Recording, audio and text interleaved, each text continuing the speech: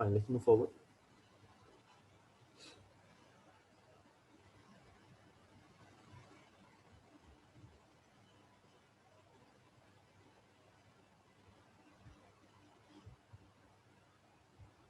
ऐसा सरफेस है, वॉल है और ग्राउंड है। पार्टिकल को कुछ स्पीड से और कुछ एंगल पे थ्रो किए। क्या एंगल क्या स्पीड कुछ नहीं दिया हुआ है। Thus the path of the particle is given that it goes and strikes the wall horizontally.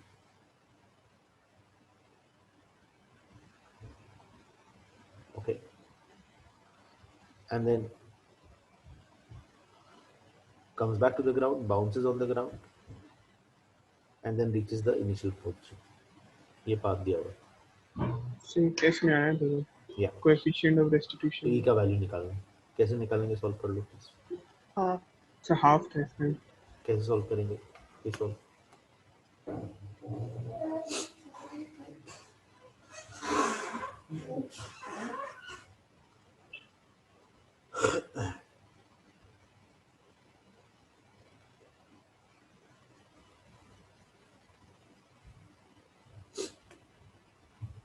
Solve करके बता दो जल्दी से।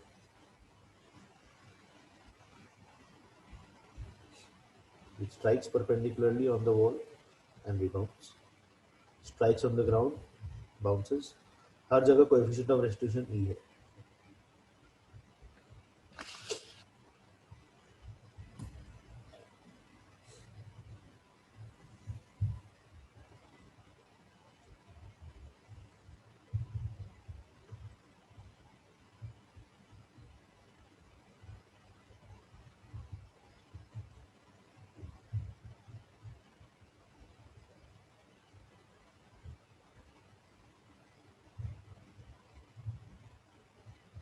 A to B, what will be the time of journey?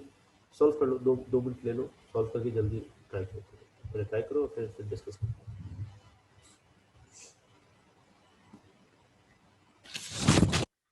So 2RE square equal plus RE equal to R आ रहा है 2RE square plus RE equal to R। अगर RE horizontal distance है A से लेके वॉल तक का, A से लेके वॉल तक का, अगर R हॉरिजॉन्टल डिस्टेंस है। हाँ ठीक है, कैसे सॉल्व किया?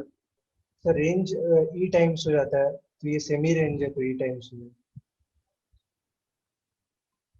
सेम रेंज है। So 4 times of AC would be equal to the range मतलब AB पे जो होगा उसका first collision के, if there was no collision, the range from A to B would have strike at a distance of 4 times of AC. So two collisions would be equal to half होगा। ठीक है, solve करते हैं। This time will be T/2, time for A to B. Time to B to C will also be T/2.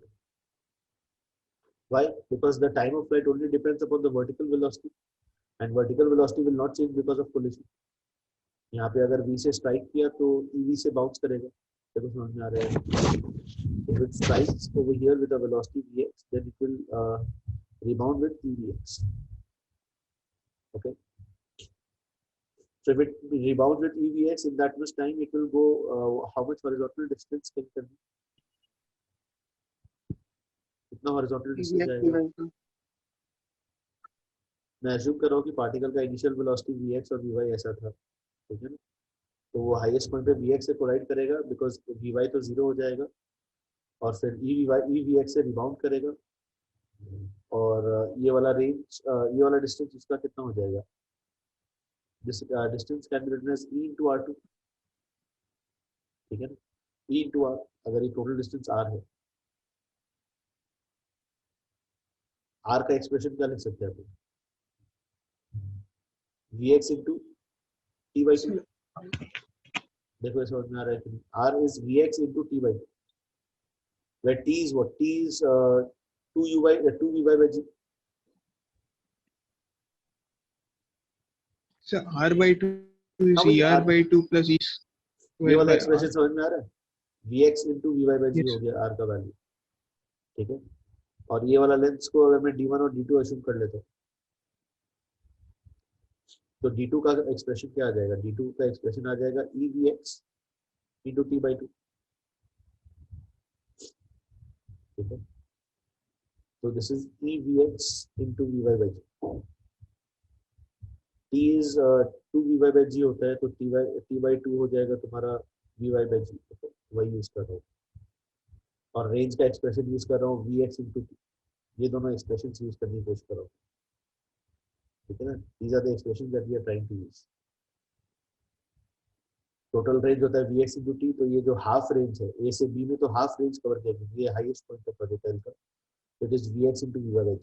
Range का expression 2Vx Vy/g होता था यहाँ पे, अगर याद है, 2Vx Vy/g, तो this will be Vx Vy/g, and so d2 ये आ गया। अभी d1 के लिए क्या करेंगे? Now the particle strikes the ground with what speed? Vy से स्ट्राइक करेगा, उतना ही हाइट नीचे गया, तो Vy से स्ट्राइक करेगा तो रिबाउंड कितना से करेगा? Vy से रिबाउंड करेगा, और उस समय उसका वेलोसिटी अलोंग एक्स कितना है? Evx ही है, ठीक है ना। तो ये जो डिस्टेंस d1 होगा उसको क्या लिख सकते हैं? डिस्टेंस d1 को क्या, I can use 2 into velocity along x into velocity along y/g, तो 2 into EVx into EVy/g, तो ये आ गया तुम्हारा 2e² Vx Vy/g। तो बस अब r equal to d1 plus d2 कर देंगे। देखो समझ में आ रहा है नहीं? Vx Vy/g सब जगह कॉमन है, तो कैंसिल ऑफ हो जाएगा। तो ये question, let us assume that there is a ring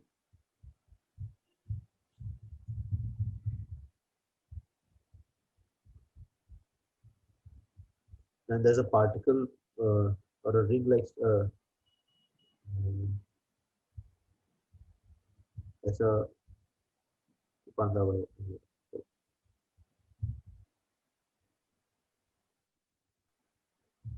it is of mass m, okay, and it is given a velocity v or v0, and the radius is r, friction coefficient mu दिया हुआ है, you have to find me out the tangential acceleration, the total acceleration, निकालो total acceleration of this cylindrical structure, small cylindrical structure। देखो visualise कर पा रहे हो या नहीं?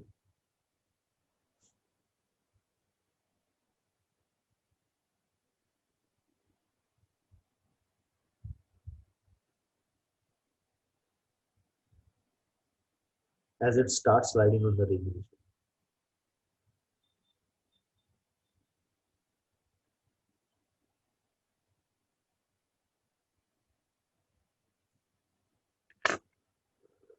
So, again, simple question.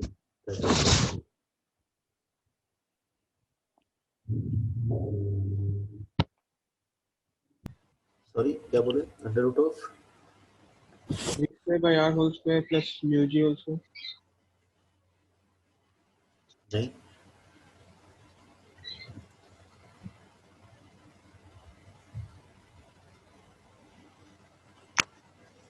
V naught square by r into u square plus 1 plus g square whole 2 plus g square whole under root, ठीक है, शायद ठीक है, हाँ। कैसे सॉल्व किया बता? तो नॉर्मल के लिए सेंटीमीटर एक्सेलरेशन MAC करके, हाँ, एक नॉर्मल फोर्स भी होगा, एक Yes, नॉर्मल फोर्स भी होगा इस रिंग के ऊपर। इस रिंग का कौन सा सरफेस, ये जो स्मॉलर स्ट्रक्चर है, इसका कौन सा surface will be in contact with the red ring? Please tell me that. outer, मतलब if I take the Inner cylindrical side. Structure, तो इसका कौन सा सरफेस होगा? Inner left, surface. Inner right, outer left, outer right? inner right, Which surface of the ring will be in contact with the which surface of the structure will be in contact with the ring? Curved Inner- surface. Inner left, inner right, inner up, inner down, inner surface है, ये तो समझ में आ रहा है क्योंकि बाहर वाला सरफेस तो inner left, inner left, inner left and inner up, एक Yeah. ऐसा नॉर्मल फोर्स है और एक ऐसा नॉर्मल फोर्स है इस सिलिंड्रिकल स्ट्रक्चर पे। देखो ये समझ में आ रहा है, inner left structure, inner left surface and the inner top surface will be in contact. ये दोनों surfaces contact में नहीं है। The upper normal force will balance the weight and this normal force will provide the centripetal acceleration.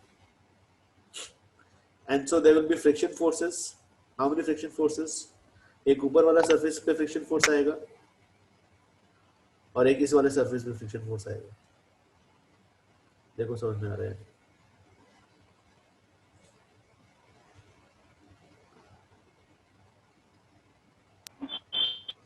Right?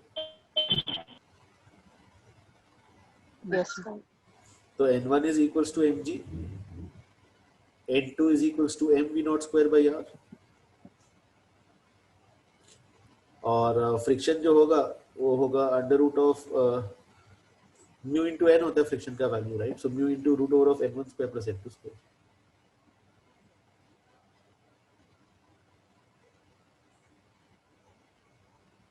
And what will the friction be doing? Friction will be providing a tangential acceleration, तो friction को m into at लिखेंगे, तो यहाँ से at का expression आएगा, और centripetal acceleration already पता ही है v स्क्वायर बाई r, तो ac और at का resultant will be the final answer. The total acceleration will be root over of ac square plus at square. That you already know. Main चीज है यहाँ पे tangential acceleration निकालना is right. It is important that you understand that there are two normal forces, एक providing centripetal. If you want to solve more JEE advanced problem, then subscribe to our channel.